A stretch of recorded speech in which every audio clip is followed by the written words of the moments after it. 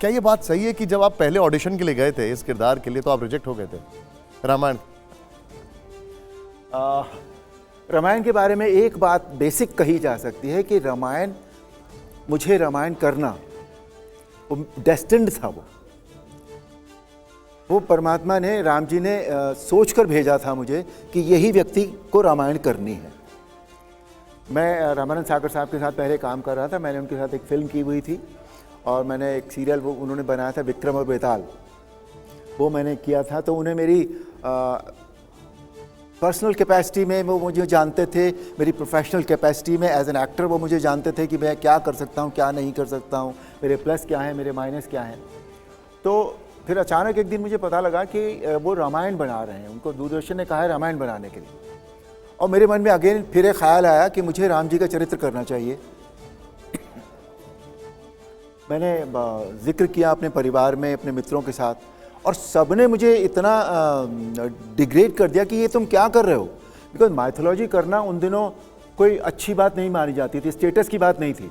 Mythological फिल्में used to be very low grade film. तो सबने कहा कि तुम इतना अच्छा कमर्शियल फिल्में कर रहे हो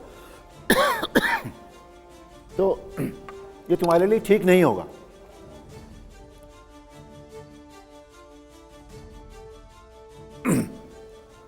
पर मेरे मन में एक बात आ गई थी कि नहीं, मुझे राम जी का चरित्र करना है।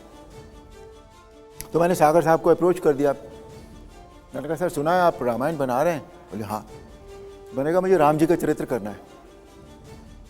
तो वो बहुत पतला सा छोटा चश्मा लगाते थे बिल्कुल, तो मुझे ऐसे देखा ऊपर से नीचे तक। तो मैंने कहा मुझे राम जी का चरित्र करना है। ठीक है, जब समय आएगा तो बताएंगे। फिर समय आया, उन्होंने मेरा ऑडिशन लिया गेटअप में पूरे, and I was rejected outright.